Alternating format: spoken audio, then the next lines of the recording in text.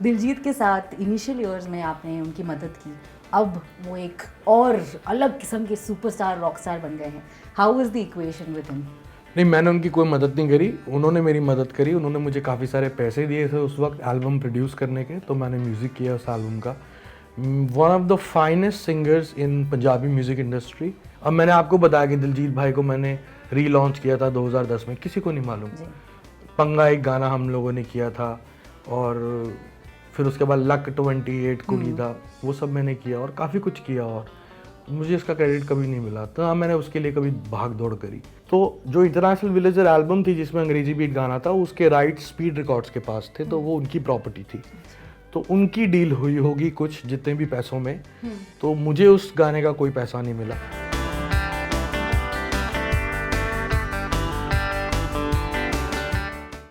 Blue eyes hypnotize तेरी कर दिया मैनू, I swear छोटी ड्रेस में बॉम्ब लग दी मैनू, glossy lips oh fake reds baby लग दिया किलर, oh yeah कत्ल करे तेरा बॉम्ब फिगर। और 2012 में जब कॉकटेल आई and Angrezi beat was used for that song, ऐसी एक खबर आई कि that you were the singer who got the highest paid amount for any Bollywood song. Actually internet पे काफ़ी कुछ ऐसा है जो सही नहीं है मेरे बारे में, क्योंकि मैंने इंटरव्यूज़ कभी ज़्यादा दिए नहीं। तो जिसी जर्नलिस्ट को मेरे बारे में कुछ भी सुनने को मिला तो वो छापते गए कि शायद यही हनी सिंह के बारे में, यही हनी सिंह के बारे में। तो मैंने पंजाब को रिप्रेजेंट किया। मेरी मॉम होशियारपुर से, जिस सबको लगा मैं होशियारपुर में पैदा हूँ। तो मैं 1983 का बर्थ है, इंटरनेट पे है 1984 का बर्थ है। मैं दिल्ली में पैदा हुआ हूँ। दिल्ली में बहुत छोटी सी जगह है Karampura, west Delhi, almost like a village when I grew up over there. Now it's, अब लोगों के पास गाड़ियाँ हैं वहाँ पे। तो जो इंटरनेशनल विलेजर एल्बम थी जिसमें अंग्रेजी बीट गाना था, उसके राइट स्पीड रिकॉर्ड्स के पास थे, तो वो उनकी प्रॉपर्टी थी। तो उनकी डील हुई होगी कुछ जितने भी पैसों में, तो मुझे उस गाने का कोई पैसा नहीं मिला। लेकिन इंटरनेट पे है कि हम हाईएस्ट पेड, मैं कहा ठीक है, अगर हम हाईएस्ट पेड तो अगले गाने के लिए मिल जाएगा। फिर अगले गानों के लिए काफ़ी पैसे मिले। तो एक गाने से शुरुआत होगी, he is highest paid artist. क्या बात है। मैं कहा ठीक है, अब ऊपर वाला कह रहा है तो फिर अगले गाने के लिए मांगो। ये वही होगी ना, any publicity is good good publicity. I believe in that, I believe in that, I believe in that. हरकत होगी तो बरकत होगी ना। Correct correct. तो पाजी अभी बात की है अंग्रेजी बीट की, तो मैं क्या कह रही हूँ, मैं उसका रैप गाता हूँ क्योंकि मेन पार्ट गिप्पी भाई ने गाया था। जी जरूर। ओ खड़ता जा तू नेड़े आ बई एदा ना तू गेड़े खाओ का तो इन्नी डेस्परेट सानू दस दे की है रे, शू तेरी दा ड्रेस तेरी दा कड़ी जुपाई गैस तेरी दा चारों पासे बेख ल कुड़िए चर्चा हॉटनेस तेरी दा नचदी मैनू लगदी शदैन सच्ची मैं ता हो गया फैन मचदी हिक नु सांभ कुड़ी नी तेनू गवर्नमेंट ने कर देना बैन दैट इज वाई सलाइक लैला मैं तेरा मजनू बन मेरी लैला मैं तेरी लैला ओ मेरी लैला खड़ जा पहला सादा लैला। Supreme supreme. पर क्या आपको लगता है, सिंस हम बात कर रहे हैं about getting the right kind of due for a song, क्या आपको लगता है कि आज भी सिंगर्स को ड्यू क्रेडिट, मॉनेटरी हो या फिर क्रेडिट हो, मिलता है? Do you feel that? मिलता है, डेफिनेटली मिलता है। लेकिन मैं एक चीज़ में बिलीव करता हूँ कि अगर आप क्रेडिट के लिए भागोगे ना लाइफ में तो फिर काम नहीं कर पाओगे।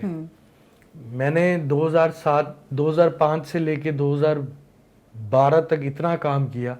अब मैंने आपको बताया कि दिलजीत भाई को मैंने रीलॉन्च किया था 2010 में, किसी को नहीं मालूम।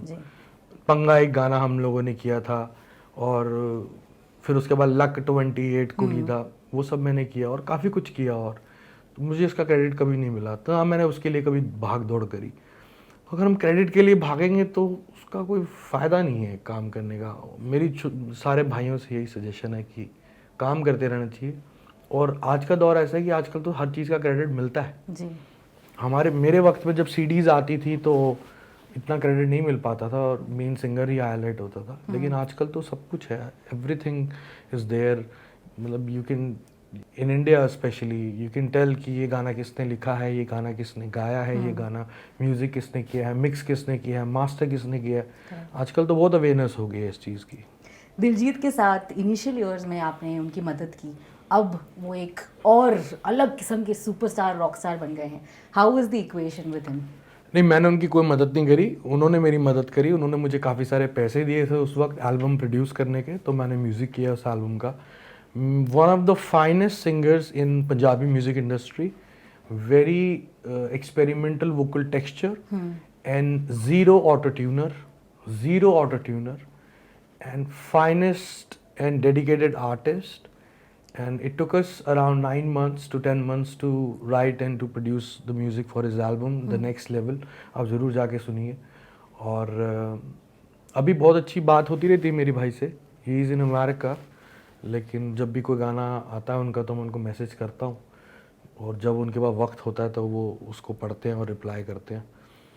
तो he is amazing, he is doing great, and he is I am very proud कि he is a terminator, and he is मतलब बहुत शान बढ़ा रहे हैं सरदारों की. और आज से पहले तो लोग सरदारों पे जोक से सुनाते थे और हंसते थे. तो he is first terminator who is a superstar, really a big rock star. So I am really happy for him. My next question to you is कि that what inspires you to write? जैसे Blue Eyes Hypnotize तेरी ये गाना आप बताएं, किसी पर लिखा है आपने खास तौर से? नहीं, मैं अगेन 3 लोगों की वजह से आज मैं यो-यो हनी सिंह हूँ. 3 म्यूजिशियंस की वजह से. एक ए.आर. रहमान सर, दूसरे अपाची इंडियन सर, तीसरे अमर सिंह चमकीला, जो पंजाब के बहुत बड़े सिंगर रहे हैं, काफ़ी कंट्रोवर्शियल सिंगर रहे हैं उस वक्त पे. तो उनका एक गाना था, अक्खां बिल्लियां ते गल्ला गोल मोड़नी. अक्खां बिल्लियां ते गल्ला गोल मोड़नी, तेरा अंग अंग करदा कलोलनी. वो कह रहा है तेरी आंखें और गल्ला तेरी गोल मोल हैं.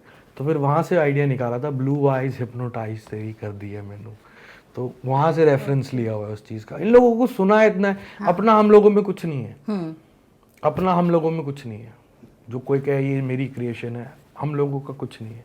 हम लोगों ने सुना, मैंने स्पेशली मैंने आर.डी इतना सुना है, मैंने एस.डी इतना सुना है, मैंने एल.पी लक्ष्मीकांत प्यारेलाल इतना सुना है, रफ़ी साहब इतना सुना है, किशोर कुमार इतना सुना है, फिर उसके बाद गुरदास मान, चमकीला बहुत सुना है, ए.आर. रहमान सर सुना है, अपाची इंडियन सुना है, डॉक्टर ड्रे सुना है, कान्ये वेस्ट सुना है.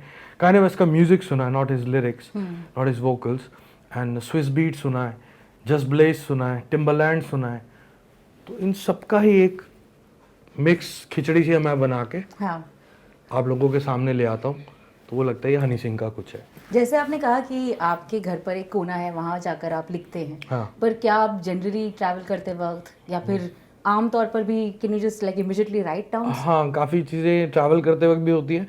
लेकिन मैं आपको बताना चाहूँगा कि मैं जब अभी काफ़ी सालों से वापस कम बैक करने की कोशिश कर रहा था और इतना सक्सेस नहीं मिल रहा था, तो मैं कलेक्टिव राइटिंग कर रहा था. मेरे एक टीम में है होमी दिल्ली वाला, और लिल गोलू मेरा बहुत पुराना भाई है छोटा. तो हमने गाना किया सैया जी, तो वो कलेक्टिव राइटिंग थी, मिल के लिखा गाना. और मैंने दिल चोरी साडा हो गया जो रीमेक आया था अभी, तो वो मैंने खुद ही लिखा था. और काफ़ी गाने और कलेक्टिव मखना वगैरह ये सब मैंने कम बैक के दौरान, जब मैं मोटा था तो इतना सक्सेस नहीं मिल पा रहा था उन चीज़ों को. गाने हिट हो रहे थे, मुझे एक्सेप्ट नहीं कर रहे थे लोग. वो कलेक्टिव राइटिंग थी. तो मेरी एल्बम में हनी 3.0 एल्बम का नाम है, तो उसमें सारे गाने मैंने अकेले लिखे हैं, और वो सारे स्टूडियो में लिखे गए हैं, और वो स्टूडियो के बाहर नहीं लिखे गए. तो वो बहुत अलग एक्सपीरियंस था. मैं पहले कलेक्टिव राइटिंग करता रहा, काफ़ी कुछ घूम फिर के आता था. लेकिन मेरा नया स्टूडियो बहुत लकी है, एनर्जीज बहुत डिफरेंट है वहाँ की. तो वहाँ बैठ के अपने आप लिखा जाता है, कुछ भी आ जाता है. क्या बात है. तो अब क्या सुनेंगे हम? मैं आपसे पूछना चाहूँ, क्या सुनाएंगे आप? ब्लू आइज हो जाए. ब्लू आइज हिप्नोटाइज तेरी कर दिया मैनू. I swear छोटी ड्रेस में बॉम्ब लग दी मैनू. Glossy lips, oh fake reds, baby लग दिया killer. Oh yeah, oh yeah, कत्ल करे तेरा बॉम्ब फिगर. घर पे चलना है या पहले जाएगी क्लब? नहीं मेरा मतलब घर के क्लब. तब लूंगा लेफ्ट नहीं तो राइट. क्लब में होगा शोर बेबी, घर पे पिलो फाइट. यू डिसाइड क्या क्या करना है, तुझको तो जरा सा भी डरना है. शैंपेन गिर दी है तूने मेरी पैंट पे, और कहती है चेंज कर लो होटल के रेंट पे. आइज हिप्नोटाइज तेरी कर दिया मैनू.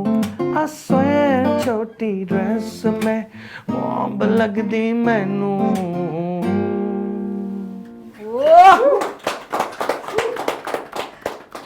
वैसे मैंने अपने इंट्रोडक्शन में कहा था that you are known to be the trend shutter.